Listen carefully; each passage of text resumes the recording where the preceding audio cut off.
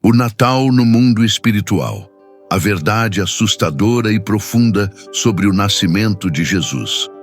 Feche os seus olhos por um instante e visualize a cena que lhe foi ensinada desde a infância. A pequena cidade de Belém dorme sob um manto de estrelas cintilantes. O silêncio da madrugada é quebrado apenas pelo som suave do vento nas colinas da Judéia e pelo balir distante das ovelhas. Em uma estrebaria humilde, escavada na rocha fria, um jovem casal contempla o rosto de um recém-nascido envolto em panos rústicos. Há uma sensação de paz absoluta, de quietude sagrada, como se o próprio universo tivesse prendido a respiração para não acordar o menino. Os anjos cantam glória nas alturas e paz na terra aos homens de boa vontade. Esta é a imagem do cartão postal. Esta é a versão que cantamos nos hinos e representamos nos presépios de madeira polida sobre as nossas mesas de jantar. É uma cena de ternura, de fragilidade e de beleza poética. Mas agora, eu preciso que você rasgue essa imagem. Eu preciso que você olhe para a mesma noite, para a mesma hora e para o mesmo evento, não através das lentes românticas da tradição humana, mas através das lentes de fogo da revelação profética.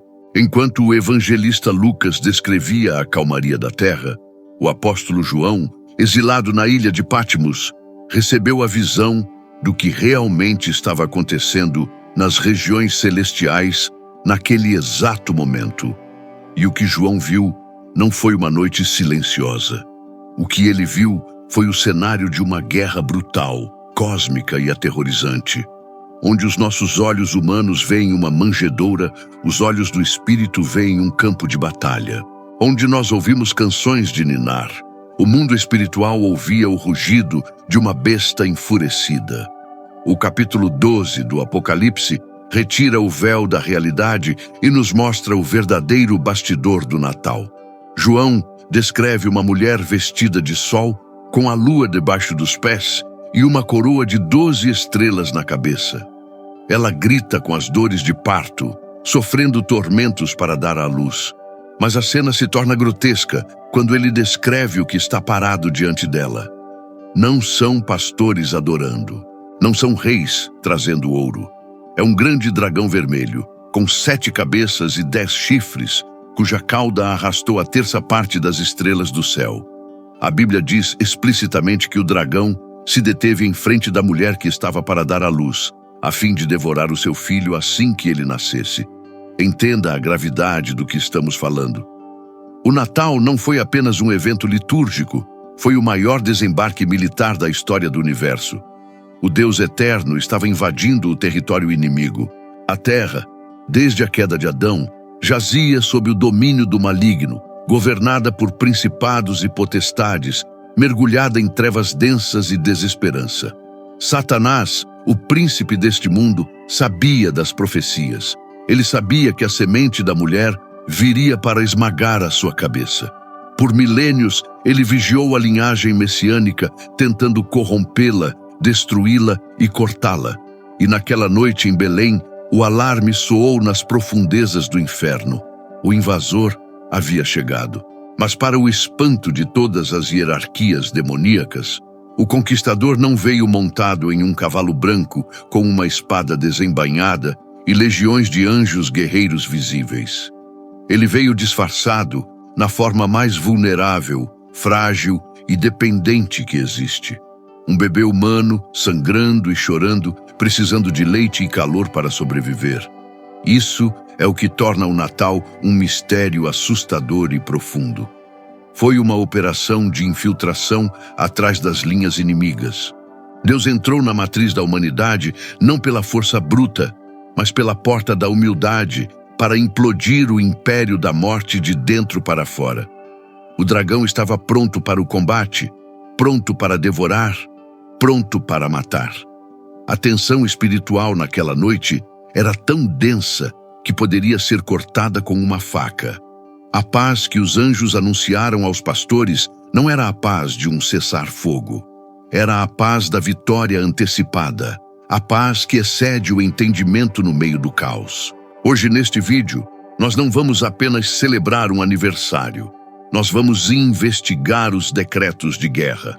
Vamos entender por que Herodes mandou matar as crianças, por que os magos do Oriente tiveram que fugir e por que a manjedoura foi, na verdade, a primeira trincheira da cruz. Prepare o seu espírito, pois o que você vai ouvir mudará para sempre a forma como você olha para o dia 25 de dezembro. Para entender a explosão de luz que aconteceu em Belém, é necessário primeiro sentir o peso sufocante da escuridão que a precedeu. Antes do choro daquele bebê rasgar a madrugada, houve um silêncio aterrorizante que durou 400 anos. Desde que o profeta Malaquias encerrou os seus escritos no Antigo Testamento, os céus se tornaram como bronze sobre a nação de Israel. Nenhuma voz profética se levantou, nenhuma visão foi dada, nenhum anjo desceu. Foram 4 séculos de um vácuo espiritual absoluto, onde Deus parecia ter abandonado o seu povo à própria sorte e aos caprichos brutais da história. Gerações inteiras nasceram, viveram e morreram sem ouvir um único "assim diz o Senhor". A esperança messiânica, que antes ardia como fogo nos corações dos patriarcas, havia se tornado uma brasa morna, quase extinta sob as cinzas da religiosidade morta e do legalismo frio. O cenário geopolítico daquela época era a manifestação física do domínio das trevas. O mundo estava sob a bota de ferro do Império Romano. Os livros de história chamam aquele período de Pax Romana, a paz de Roma, mas não se engane, aquela paz não era a harmonia do espírito, era a quietude do cemitério imposta pela ponta da espada. Era a paz da subjugação, onde a crucificação era a ferramenta favorita para manter a ordem e o medo. A escravidão era a base da economia mundial. A vida humana não valia nada. A imoralidade e a idolatria haviam atingido níveis de sofisticação grotescos, com o próprio imperador exigindo adoração como um Deus vivo. A humanidade estava apodrecendo por dentro, asfixiada pelo seu próprio pecado, tateando em um labirinto moral sem saída. O profeta Isaías havia previsto com precisão cirúrgica este cenário quando escreveu que as trevas cobririam a terra e a escuridão profunda envolveria os povos. Israel, a nação que deveria ser a luz das nações, havia se tornado um vassalo humilhado. O templo estava de pé, os sacrifícios eram oferecidos pontualmente, a fumaça subia, mas a glória de Deus não estava lá. A religião havia se tornado uma máquina política vazia, controlada por líderes que conheciam a letra da lei, mas desconheciam o autor da vida. O povo comum vivia em um estado de desespero silencioso, ansiando por uma libertação que parecia nunca chegar. Eles olhavam para o céu e só viam o vazio. Eles olhavam para a terra e só viam a crueldade de Herodes e a águia romana. Era o fundo do poço da experiência humana. Era a meia-noite da alma do mundo. Mas o que os homens interpretavam como abandono, Deus chamava de preparação.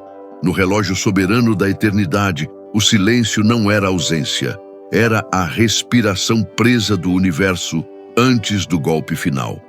O apóstolo Paulo define este momento com uma expressão magnífica: a plenitude do tempo. Deus não estava atrasado. Ele estava aguardando o segundo exato em que todas as variáveis convergissem. A língua grega havia unificado a comunicação intelectual. As estradas romanas haviam conectado as fronteiras geográficas e a falência moral do paganismo havia criado uma fome insaciável no espírito humano. O palco estava montado, o cenário estava pronto. A escuridão era tão densa que qualquer faísca de luz seria vista a quilômetros de distância.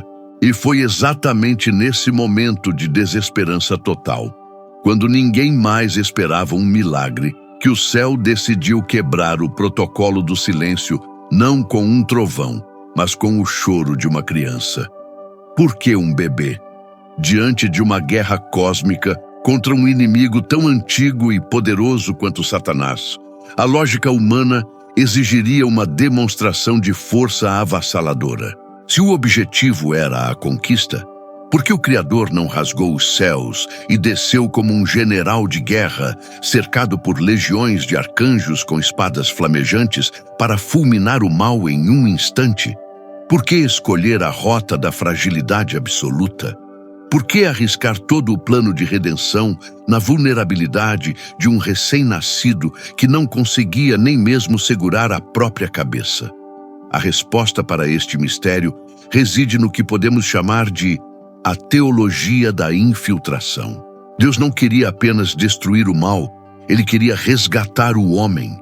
E para resgatar a humanidade legalmente, ele precisava entrar na história humana como um de nós. Ele precisava passar pelo canal do nascimento para ter o direito de morrer como nosso substituto. Essa estratégia foi o equivalente divino a um cavalo de Troia espiritual. Satanás esperava um guerreiro e Deus enviou uma semente. O inimigo estava preparado para enfrentar poder, trovões e glória, mas ele não sabia como lidar com a humildade. A manjedoura foi a camuflagem perfeita. Pense no escândalo daquele local. Um coxo de pedra onde animais comiam e babavam, cheio de palha suja e cheiro de estrume. A Bíblia diz que não havia lugar para eles na estalagem. A palavra original para estalagem pode significar o quarto de hóspedes ou o local de convivência da família. O sistema humano, social e até religioso daquela época não tinha espaço para acomodar o Criador. Ele foi empurrado para a periferia, para os fundos, para a caverna dos animais. Ele nasceu fora do sistema para poder salvar aqueles que o sistema rejeitava. A humilhação do nascimento de Jesus não foi um acidente de percurso, foi uma arma de guerra. Ao se despojar de sua glória e assumir a forma de servo, Cristo estava confundindo as potestades do ar. O apóstolo Paulo diz que a sabedoria de Deus é loucura para o mundo. O dragão olhava para aquela cena patética de pobreza e fragilidade e, em sua arrogância, não conseguia enxergar o perigo mortal que aquela criança representava. A vulnerabilidade de Jesus serviu para cegar o inimigo. Enquanto o inferno procurava um rei com coroa de ouro, o rei dos reis estava sendo enrolado em trapos. Deus estava estabelecendo uma cabeça de ponte atrás das linhas inimigas, infiltrando a própria vida divina no coração de um mundo condenado à morte, sem que as sentinelas das trevas percebessem a magnitude do que estava acontecendo até que fosse tarde demais. Esta teologia do abandono e da rejeição inicial define todo o ministério de Cristo. A madeira da manjedoura aponta diretamente para a madeira da cruz. Em ambos os momentos, no nascimento e na morte, ele estava cercado de rejeição, despido de glória e em total dependência do Pai. A manjedoura não é bonitinha e nem confortável. Ela é o sinal de que o reino de Deus opera pelo princípio inverso ao do mundo. O mundo busca subir, acumular e dominar. Deus desceu, se esvaziou e serviu. Foi ali, naquele coxo de animais, que a maior invasão da história começou. Não com o som de trombetas, mas com o choro de quem se fez carne para sentir as nossas dores desde o primeiro suspiro. O Deus infinito coube dentro de um ventre e depois dentro de um coxo, provando que não há lugar tão baixo ou tão sujo onde a sua graça não possa alcançar. Enquanto a manjedoura abrigava a luz do mundo em um silêncio quase sagrado, a 30 quilômetros dali, no Palácio de Jerusalém, as trevas começavam a se manifestar com fúria violenta. A figura do rei Herodes, o Grande, entra em cena não apenas como um vilão político, mas como o próprio fantoche encarnado do dragão descrito no Apocalipse. Herodes era um homem consumido pela paranoia. Ele já havia assassinado a própria esposa, os próprios filhos e qualquer um que ousasse ameaçar o seu trono. Ele era um usurpador edomita, sentado no trono de Davi, uma aberração histórica que governava pelo medo. Quando os magos chegaram perguntando: onde está aquele que é nascido rei dos judeus? Eles não fizeram apenas uma pergunta diplomática. Eles acionaram o gatilho de uma bomba espiritual. A Bíblia diz que Herodes se perturbou, e toda Jerusalém com ele. O inferno, que operava através da mente daquele tirano, percebeu que o tempo havia acabado. O herdeiro legítimo havia chegado. A reação de Herodes revela a natureza brutal da guerra espiritual que estava acontecendo nos bastidores do Natal. Não houve negociação, não houve diplomacia. Houve apenas uma ordem fria e sanguinária: matar.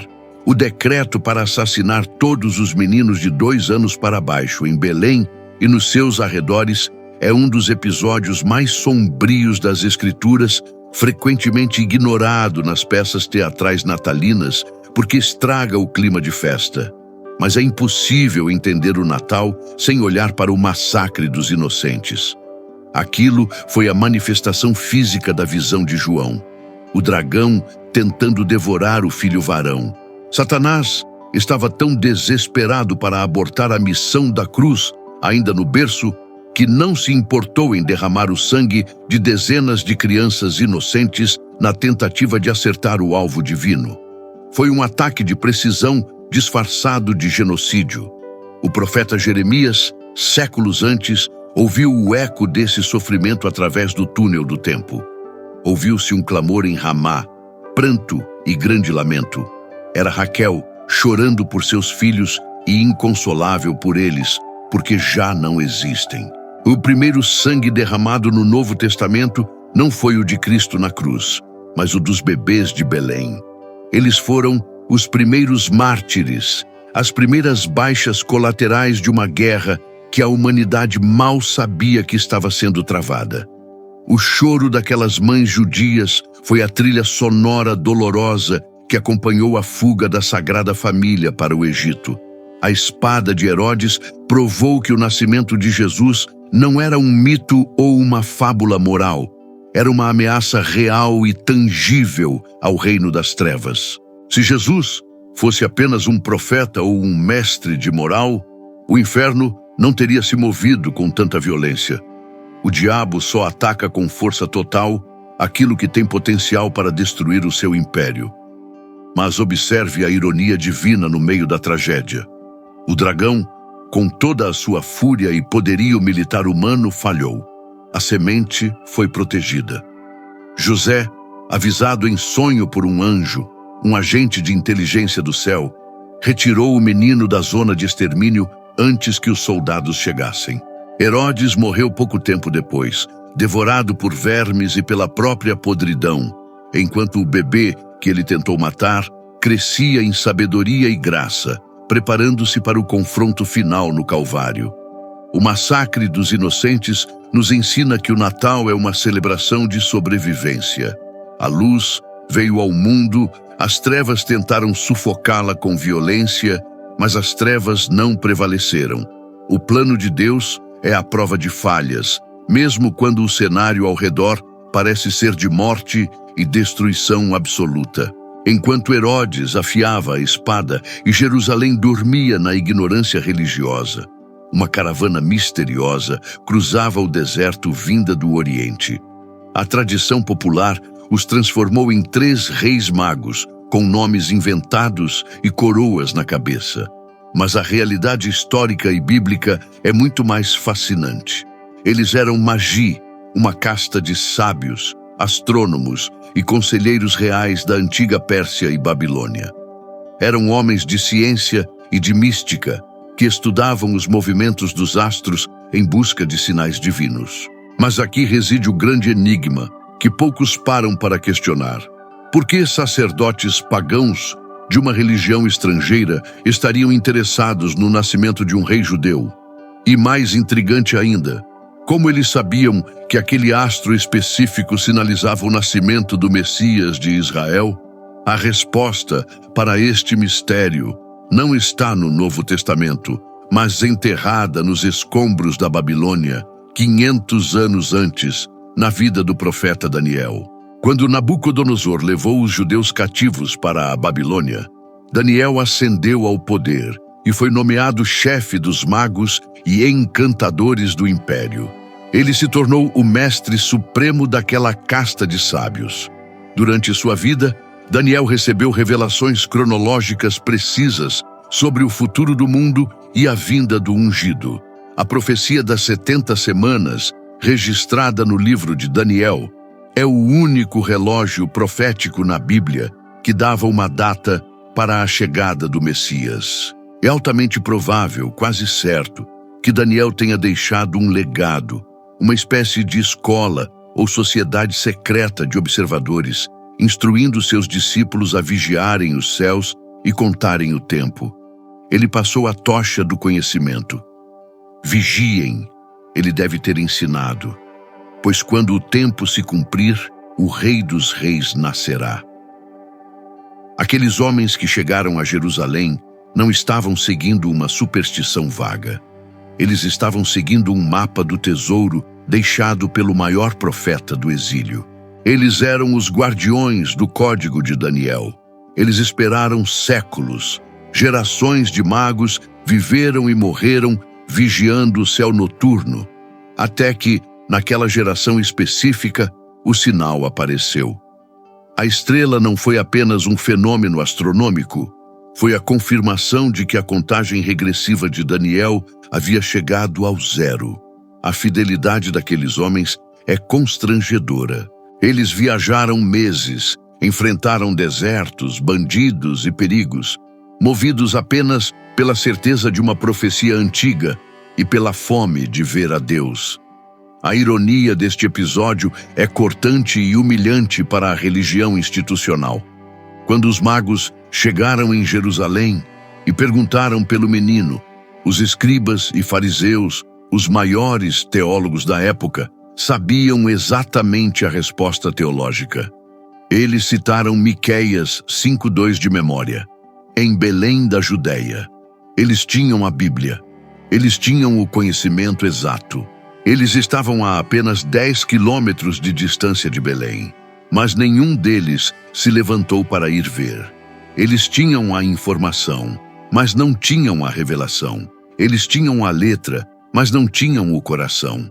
Enquanto os líderes religiosos ficavam no conforto de seus templos, discutindo teologia, pagãos do Oriente caminhavam centenas de quilômetros para adorar o Messias. Este contraste revela uma verdade espiritual perigosa. Deus sempre se revelará àqueles que o buscam de verdade, não importa o quão longe eles estejam teologicamente ou geograficamente. E ele se esconderá daqueles que acham que já sabem tudo, mas têm o coração frio. Os magos provam que o Natal é para os buscadores. É para aqueles que, como Daniel ensinou, olham para o alto e percebem que a história não é um ciclo sem fim, mas uma linha que aponta para uma pessoa. Eles entraram na casa, viram o menino e não apenas o olharam, eles o adoraram. Eles entregaram ouro, incenso e mirra, presentes proféticos que anunciavam a realeza, a divindade e a morte sacrificial daquele bebê. Eles entenderam o mistério que os sacerdotes de Israel ignoraram. Tudo o que investigamos até agora converge para este momento exato em que você me ouve. Removemos as camadas de tradição, os enfeites comerciais e o sentimentalismo barato para encarar a verdade nua e crua. O Natal é a celebração da luz invadindo as trevas. Não foi um conto de fadas, foi um ato de guerra. Foi o momento em que Deus olhou para um mundo sequestrado pelo mal, para uma humanidade escravizada pelo medo e pela morte, e disse: eu vou descer, eu vou entrar na trincheira com eles, eu vou me tornar um deles para salvá-los. A manjedoura foi a cabeça de ponte, a cruz foi a arma nuclear, e a tumba vazia foi a vitória final. Talvez hoje, nesta noite de 24 de dezembro, o seu coração não esteja em festa. Talvez você olhe para a sua mesa, para a sua família ou para a sua própria alma e veja conflitos, veja ausências, veja dores que ninguém mais vê. Talvez o seu Natal pareça mais com um campo de batalha do que com uma noite de paz. Se esse é o seu caso, eu tenho uma boa notícia para você.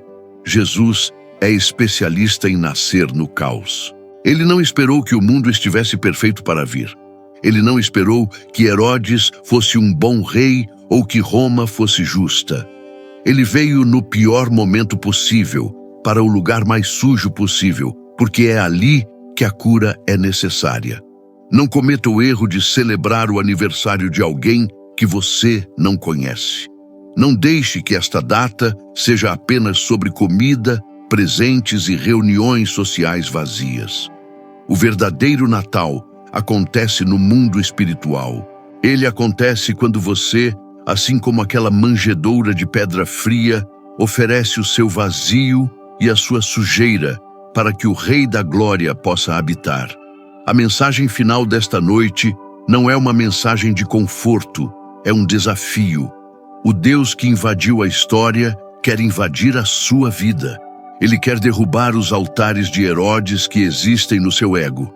Ele quer expulsar o dragão que tenta devorar a sua esperança. Eu convido você agora, onde quer que você esteja, a fazer deste momento um marco espiritual. Feche os olhos para o barulho lá fora e abra os olhos do Espírito. Diga para ele: Senhor, assim como não havia lugar na estalagem, muitas vezes não houve lugar para ti nos meus dias, nos meus negócios e nas minhas escolhas. Mas hoje eu abro a manjedoura do meu coração. Nasce em mim, invade a minha escuridão com a tua maravilhosa luz. Que o medo da guerra espiritual ao meu redor seja engolido pela paz da tua presença. Que nesta noite, a mesma estrela que guiou os magos guie você de volta para a essência de tudo. Que você entenda que você não está sozinho nas batalhas da vida. O general do universo se tornou uma criança para caminhar ao seu lado.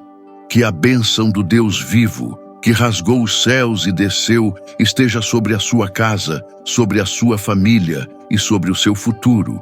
O Verbo se fez carne e habitou entre nós, e vimos a sua glória. Que essa glória encha a sua vida agora. Vá em paz, mas vá desperto. O Natal é real. A guerra foi vencida, e a luz brilha nas trevas, e as trevas jamais poderão apagá-la. O canal, o Sagrado Mistério, deseja a todos um Feliz Natal.